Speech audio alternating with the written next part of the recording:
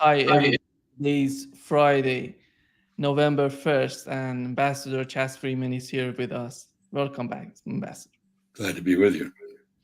And let's start, Ambassador, with what has happened between Iran and Israel. Israeli attack on Iran. Israelis are talking that they have destroyed Iranian air defense system and they could hit all the targets they wanted to hit. On the Iranian part, we've learned that the Supreme Leader of Iran recently said that we don't have to exaggerate nor understate what has happened in Iran. What's your take on what has happened? Well, this was a moment in which both sides appeared briefly to have adopted a measured response to each other. That is, under American pressure and with the incentive of additional American support in the form of THAAD, the Theater High Altitude Interceptor System, on Israeli soil. Two of the 9 such systems in the world are now in Israel. Israel adopted a relatively reduced, restrained approach to attacking Iran, not at all what it had originally threatened. And so, just that, in effect, reciprocated Iran's rather restrained attack on October 1. Iran could have done much more damage than it did, and it aimed only at military targets. Similarly, Israel this time seemed to have, for once, avoided attacking civilian targets and aimed only at military targets. So both sides have now exchanged restrained, measured reprisals against each other. I think it is foolish to imagine that this is the end of the tit for tat. I note that the head of the Iranian armed forces has now threatened a very robust response to Israel. And I think on the Israeli side, too, there are domestic political pressures for a much larger attack on Iran. The danger now is not just that Iran will go all out in an attack on Israel, because basically it has reached the conclusion that there is no way to deal with Israel except with all-out attack, given the lack of restraint on Israel's part elsewhere, with southern Lebanon and northern Gaza. That's not the only danger. The pattern of the Israeli attack on Iran suggests that at least part of it was aimed at degrading Iranian air defenses sufficiently to enable a much larger attack in the future. Now, the last point I would make is each side mirrors the other. Israel says, well, October 1, the Iranians really didn't do very much damage to Israel. Iran says, well, they didn't destroy our missile production capabilities. We can still mix solid fuel in our facilities. They did not succeed in taking out our air defenses. And indeed, Iran has just fielded a new, shorter range air defense system of its own design. So each side is underplaying the amount of damage that it suffered. And each side is exaggerating the amount of damage the other suffered. This is okay. The problem is that Israel, at least, has a history of inhaling its own propaganda and believing its own propaganda rather than taking foreign assessments into adequate account. And the presence of the THAADs in Israel, instead of restraining Israel in the long run, probably will be taken by Israelis to enable a much more risky strategy toward Iran. So we're in a very dangerous moment. The Ayatollah Khamenei was very careful in his initial statement. Clearly, Iranian politics have pushed Iran in a more ferocious direction. And I think this is a moment. Whether they will wait before the election in the United States, November 5th or not, is a question.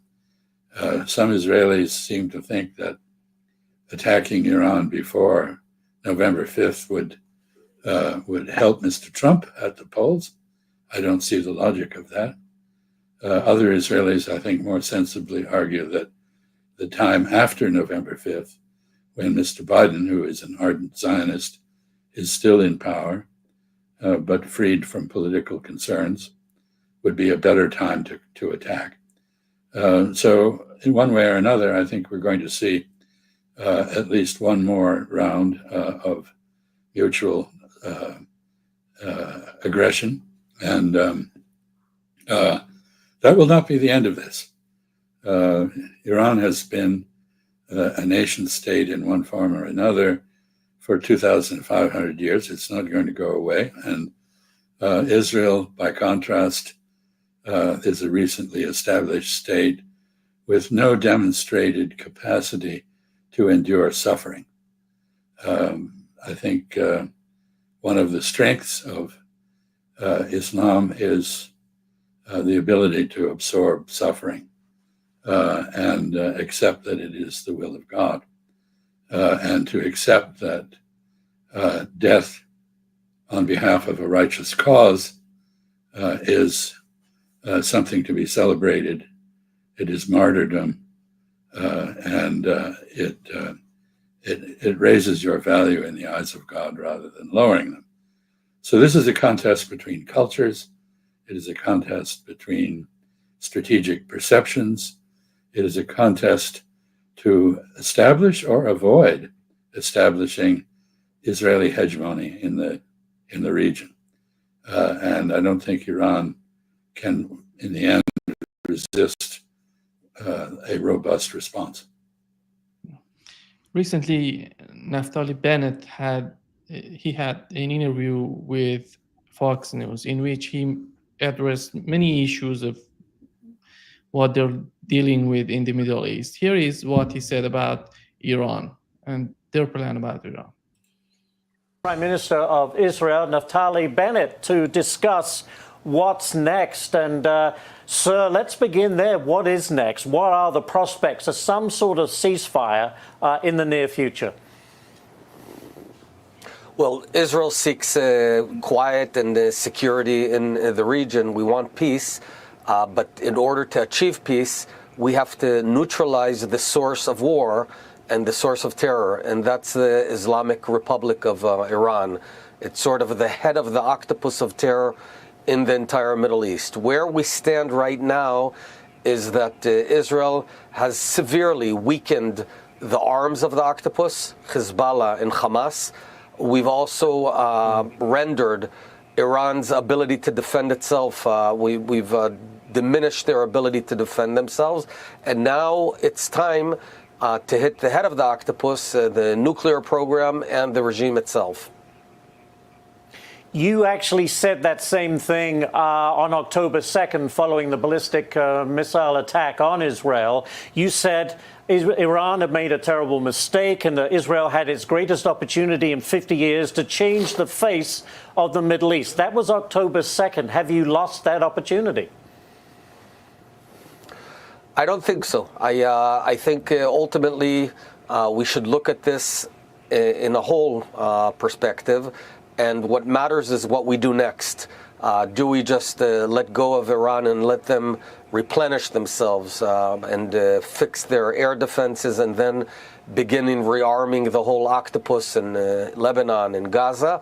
Or do we go all in and take out their nuclear program and ultimately help the Iranian people topple this terrible regime that's been ruining their own lives for the past decades? So I think what really matters is what's next. Yeah.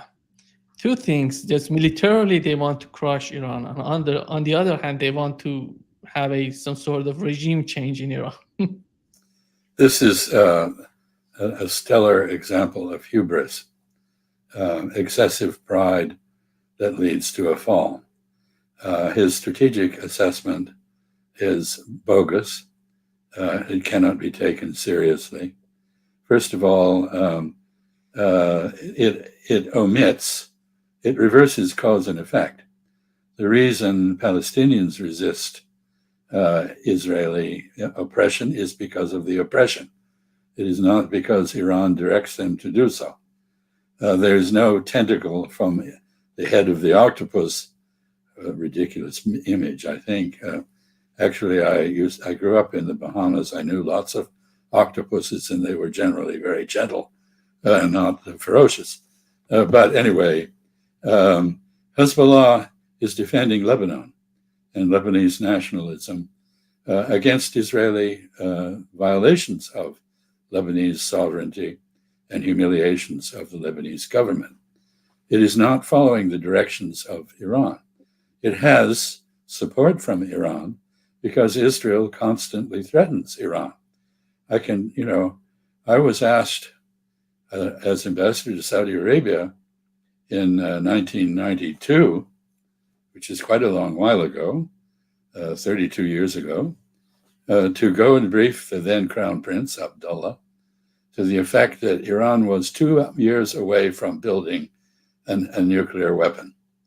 Well, that was 32 years ago. It still hasn't built a nuclear weapon. So there is a lot of nonsense here. I don't think it is the case that Iran is unwilling to reconcile with Israel. After all, historically, Iran had quite a good relationship with Israel. And I seem to remember that even after the establishment of the Islamic Republic, there was the Iran-Contra affair, where Israel was arming Iran. So the Israelis basically, and I think this is very clear from what Mr. Bennett said, are aiming to establish escalation dominance, meaning the ability to overwhelm, or the perceived ability to overwhelm any attacker with a greater counterattack, and also supremacy, military supremacy in the region. Israel's basic strategic doctrine appears to be that it cannot live alongside anyone it has not subjugated or subordinated.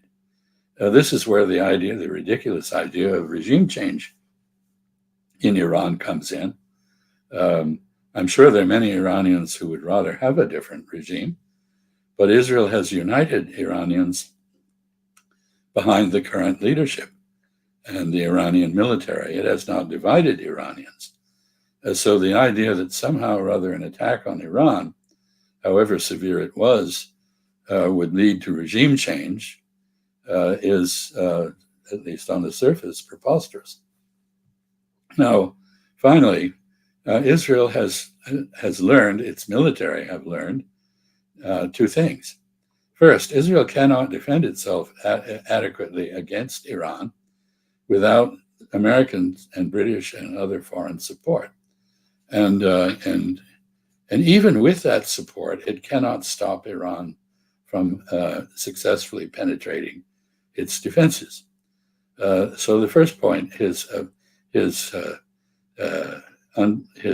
misplaced self-confidence in Israel's ability to blunt an Iranian attack is very risky. Second, it is quite apparent that it is obvious to the Israeli leadership that they cannot destroy Iran's nuclear program by themselves.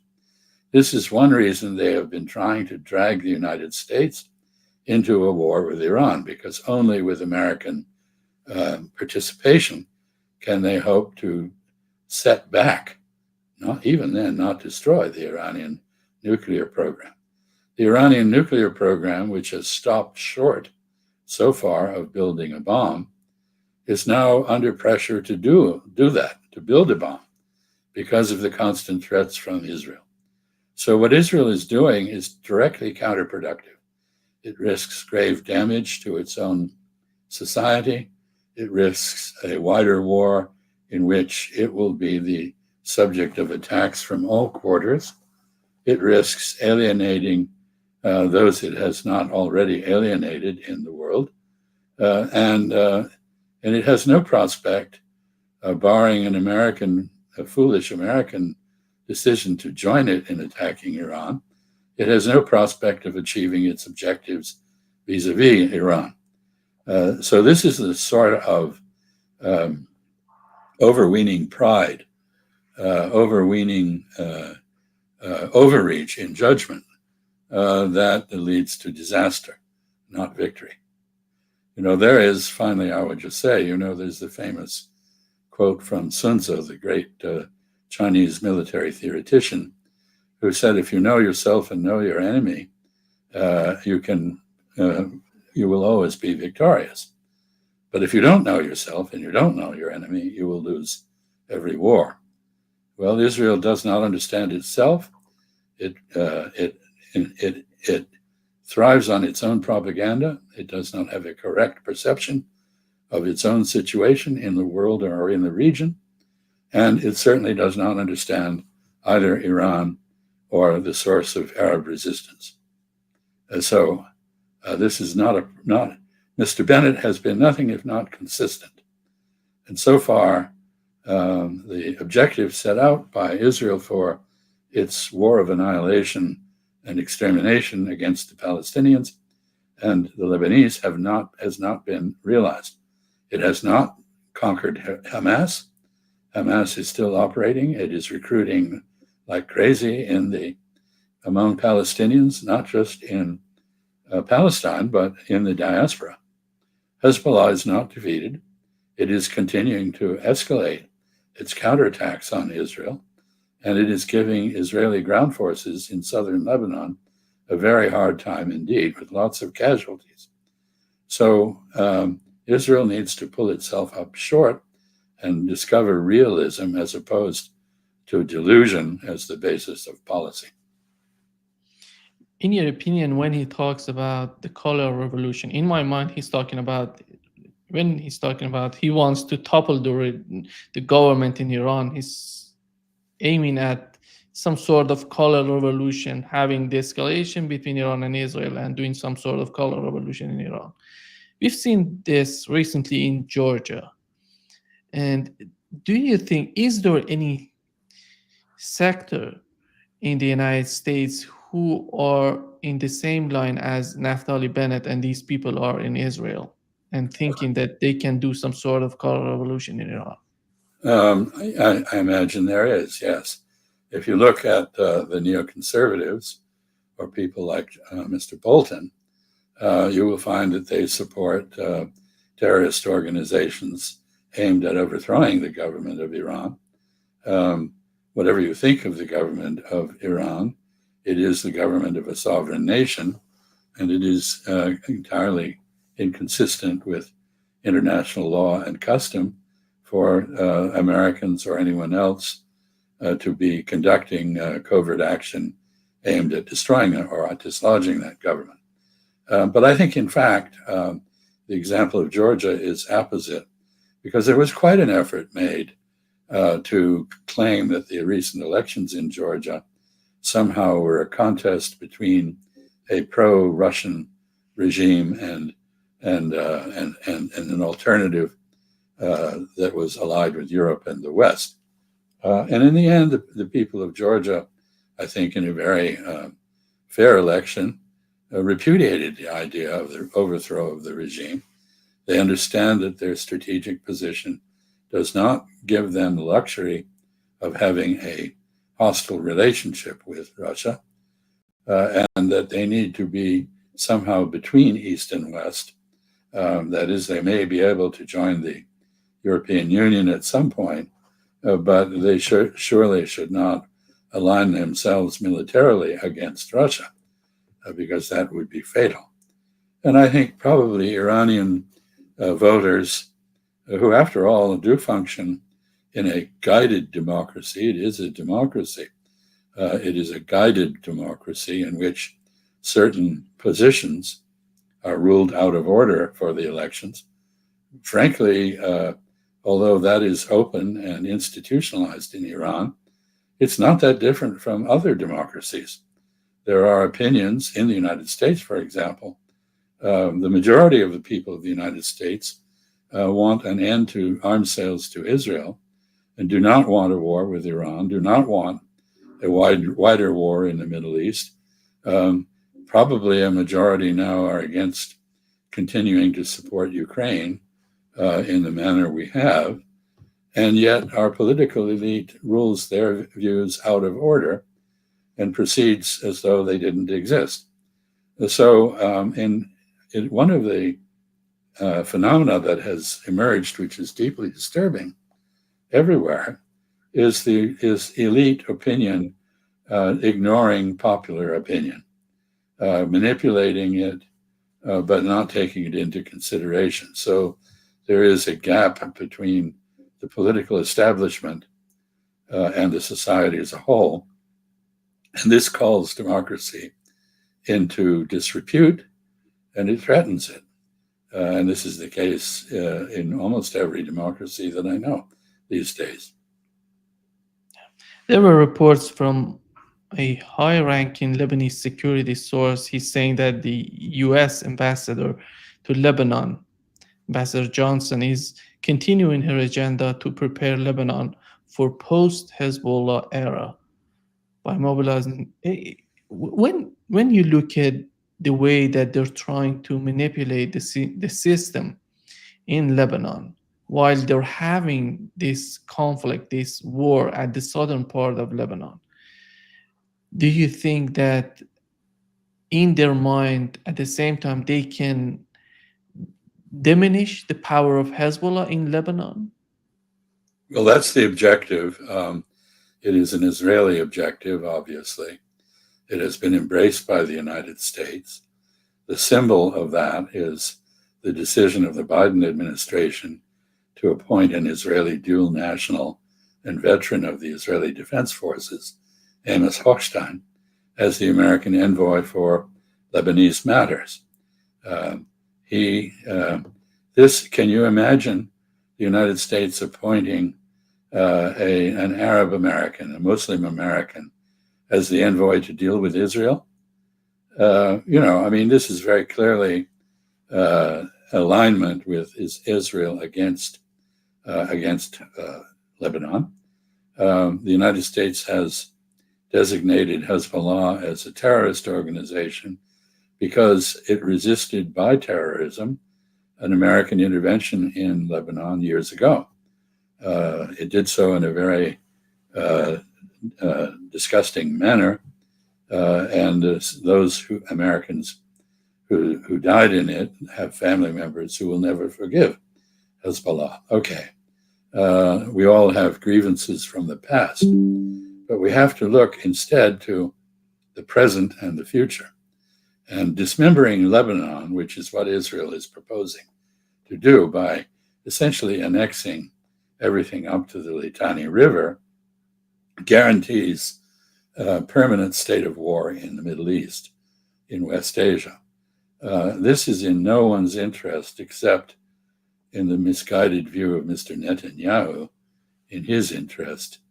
And I think that history will judge him as the cause if Israel fails to continue to exist, which is entirely possible. This will be laid on Mr. Netanyahu's shoulders. He will be seen, much as Hitler was seen. Hitler is correctly blamed by Germans for having led them down the wrong path to a path of destruction and the discrediting of the German nation. And Mr. Netanyahu is doing the same thing for Zionism and Israel. Yeah. And here is the second part of what Naftali Bennett said on Fox News. It must be very frustrating. You've taken out the leader of Hezbollah, Hamas, but surely those groups just find someone else to lead them. The ability to crush these proxies of Tehran is very difficult. And what's to stop them once again reforming and going back to what they were before this war began? Well, that's a very good question. The answer is the way to stop the arms of the octopus from reforming, rebuilding themselves is by hitting and ultimately cutting off the head of the octopus. That's the only way. If you don't do that, you're absolutely right. The arms and tentacles will ultimately rebuild themselves and continue fomenting terror for the next 50 years. Prime Minister, I want to get your reaction to this, if I could. J.D. Vance spoke about American involvement in the Middle East and its role in the Israeli-Iran conflict. Listen to this, and then I'll get your comments. Israel has the right to defend itself, but America's interest is sometimes going to be distinct. Like sometimes we're going to have overlapping interests, and sometimes we're going to have distinct interests. And our interest, I think, very much is in not going to war with Iran, right? It would be a huge distraction of resources. It would be massively expensive to our country. So there you have it, J.D. Vance, Prime Minister, playing. And he tries to, right after this, trying to do the same thing. We understand totally what the United States is talking about, but we have to destroy the head of octopus again. No, I think this theory that somehow if you decapitate a resistance movement or an enemy, you bring that enemy to its knees, is something that Israelis have believed for the past 70-odd years, and it hasn't worked in any occasion. There are documented assassinations by Israel of something over 3,000 political leaders political military leaders in West Asia, and the resistance continues to reform itself. So I'd ask Mr. Bennett this: if Hezbollah killed you or killed Mr. Netanyahu, would that end Israel? Or would that lead Israel to be more reasonable? Or would it lead Israel to be more vindictive, vengeful, and cruel to its neighbors? Israel would not disappear because a single person or part of the political apparatus that rules Israel was eliminated. Just so, Hezbollah will not disappear because of the murder of a particular leader. And I note in the case of Hamas, by the way, the Hebrew pronunciation is Hamas, but I note in the case of Hamas that the murder of Ismail Haniyeh, who was a rather moderate person relatively speaking within the ranks of Hamas, he accepted the two-state solution for Palestine, led to Yahya Sinwar's appointment as leader, someone who rejected the two-state solution and who is regarded correctly by the Israelis as a formidable foe. Now, the Sinwar is dead, but I think you can see that the prospect is that Hamas will emerge from all this even more determined to do harm to Israelis than it was originally.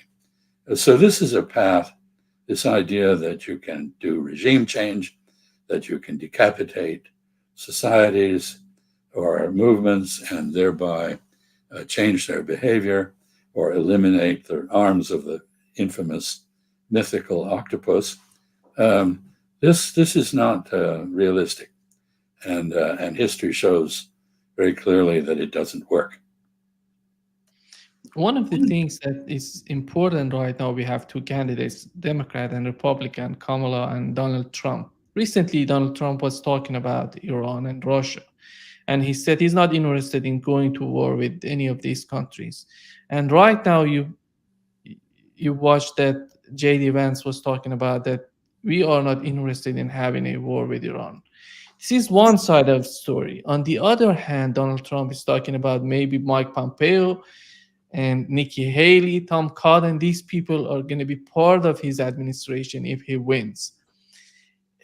Do you think that these are all rhetoric before 2024 election? If he wins, these people would dominate his administration, and we're going to see these are hardcore Zionists. If they get into the administration, they're going to change everything, not just considering the situation with Iran, even with Russia, nothing gonna change. Well, I would agree with J.D. Vance that sometimes American interests will coincide and sometimes they will differ from those of Israel. This is a normal pattern, and there is no pair of nations whose interests are always identical. There are always differences. In the case of Israel, I would argue that we have very few interests in common these days. We certainly don't share Israeli values, which are genocidal, and we do not share Israel's interest in a wider war, as Mr. Vance pointed out. As far as the ardent neoconservative Zionists that you mentioned are concerned, Mr. Pompeo, Ms. Haley, and so forth, I think we have to be realistic. These are people who have insulted Donald Trump. And Donald Trump does not forget insults. I think I would bet strongly, I would make a big bet against their appearing in a second Trump administration, if there is such a thing. I know that Mr. Trump is clearly setting the stage by claiming that he's way ahead in the polls for contesting a loss in the election. If he loses, which I think is a possibility, not a certainty, then I expect him to reject the result of the election as he did on January 6th, 4 years ago. And I think that's very dangerous. And in that context, he might have the support of these particular people. But I don't think that would overcome his personal animus toward them. He is not fond of them. And I note also that many people in his previous administration have now come out and condemned him as unfit for office, revealed episodes during his administration, which are frankly deeply disturbing, where his mental competence, his understanding of foreign affairs, his impulses domestically were all authoritarian and anti-democratic. There are many people, Ambassador, in the Democratic Party who are criticizing the way that Democratic Party is shaping itself, considering what's going on in the Middle East. And it doesn't seem that anybody cares about what they're talking about. Those people who supported Bernie Sanders, those people who are not right now, who are supporting Jill Stein, Cornel West, these candidates. And here is what Bill Clinton recently, yesterday in Michigan, was talking about in order to convince these people to vote for the Democratic Party. About the hardest issue here in Michigan is the Middle East. And I have to be careful what I say because there's only one president at a time and none of us can get ahead of where we're going. But I think we're going to have to essentially start again on the peace process. And I understand why young Palestinian and Arab Americans in Michigan think too many people have died.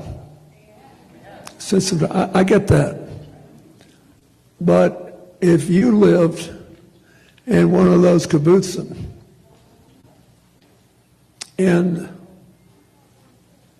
Israel, right next to Gaza, where the people there were the most pro-friendship with Palestine, most pro-two-state solution of any of the Israeli communities, were the ones right next to Gaza. And Hamas butchered them. And so then the people who criticize it are essentially saying, yeah, but look how many people you've killed in retaliation. So how many is enough for you to kill to punish them for the terrible things they did? That all sounds nice until you realize What would you do if it was your family and you hadn't done anything but support a homeland for the Palestinians, and one day they come for you and slaughter the people in your village? You would say, well, you'll have to forgive me, I'm not keeping score that way. It isn't how many we've had to kill, because Hamas makes sure that they're shielded by civilians. They'll force you to kill civilians if you want to defend yourself. I think those arguments will have had no credibility at all. That is basically a set of Israeli arguments, and it reveals an attitude on the part of former President Clinton that explains why the so-called peace process died under his presidency. First of all, those kibbutzim on the border with Gaza were military establishments. So they were there to consolidate Israeli control of the region, and they were part of the apparatus that made Gaza into a concentration camp and an open-air prison, and they were not innocent. If they really supported a two-state solution, there was no evidence of it. It's very easy to talk about such things without doing anything. So if you are on the other side of the border and you're being killed regularly when you try to approach the barrier fence between you and the rest of your country, which is occupied by Israel, you are shot by snipers. It doesn't matter if you're elderly or a child or a woman or a young man, you will be killed. So the desire for vengeance exists on the Palestinian side as well as on the Israeli side. That's understandable. I agree. But another point is he attributes all of the violence to Hamas. But Hamas appears to have had a very disciplined objective of taking soldiers hostage and killing soldiers. Other Palestinians who came out behind Hamas appear to have been responsible for most, not all, but most of the atrocities, which were really gruesome and which really shook Israelis. In any event, he does not mention the word genocide. He does not deal with the central issue, which is Palestinian self-determination. And I think a much better statement was made by Bernie Sanders in the same cause. He argued that, yes, he understood completely and he supported an end to American support for the Israeli war on Palestinians, and that he sympathized with the Palestinians and he condemned the mass murder that Israel is carrying out. But he said, in the interest of our country, we can't afford to have Mr. Trump as president again. And therefore, you should vote for Kamala Harris, despite the fact that on this issue, she is faulty. That was a far more effective argument, I think. I don't think Mr. Clinton understood who he was speaking to in Michigan. And I believe that probably was counterproductive rather than productive. Yeah. And when it comes to the Middle East... Let me just add one other thing. He said, this is of concern to Palestinian Americans, Arab Americans. No, that is absolutely not correct. It is of concern to a great number of Americans who have no connection to either Palestine and no Arab heritage. This is of concern to anybody with a decent sense of morality.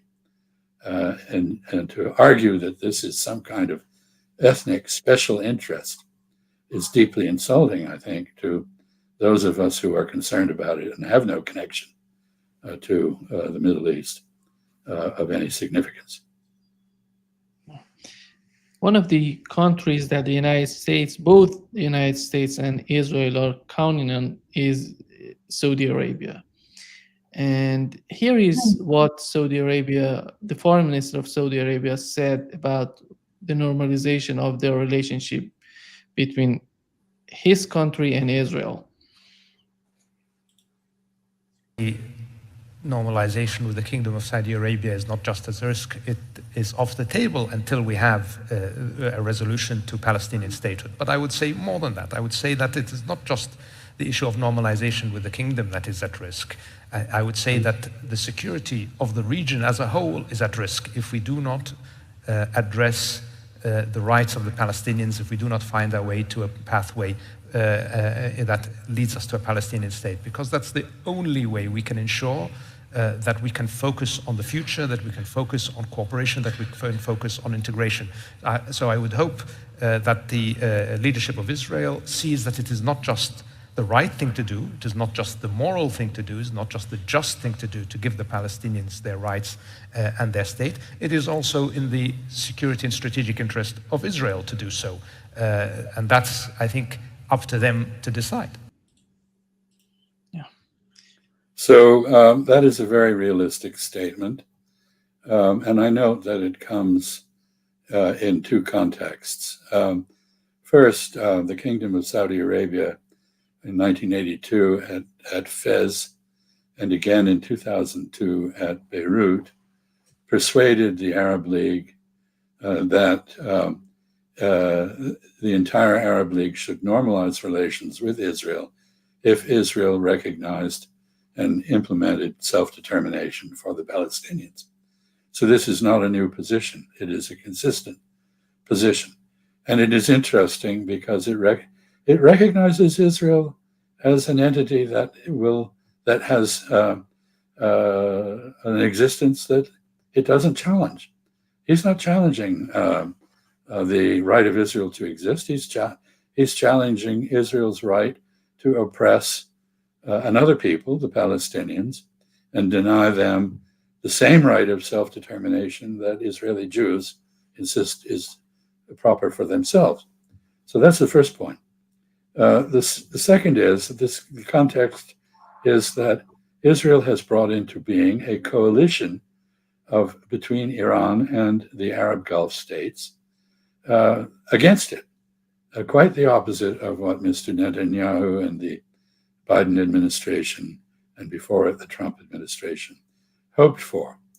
We're now seeing a Iranian-Saudi naval exercise, something that would have been unthinkable not very long ago. And we are seeing the Gulf Cooperation Council, the 6 Arab sheikdoms and kingdoms in the Gulf, in the Persian Gulf, declare their neutrality between Israel and Iran, and advise the United States that it should not plan to use facilities on their territory as part of an attack on Iran, a war with Iran. So what Israel has done is unify its enemies and give a major opening to that famous mythical octopus in Tehran. Maybe it's grown more tentacles. So this is, I think, when you see the Saudi foreign minister saying what he said in very reasoned terms, he is demonstrating that Israel has adopted an extremely counterproductive approach to its own future existence and security. Ambassador, we are approaching the moment that the United States would decide about the next president of the United States in 2024. And who, in your opinion, what is the most important challenge that the new president would face in terms of what's going on in the Middle East, and what would be the right direction to go to find some sort of solution for that?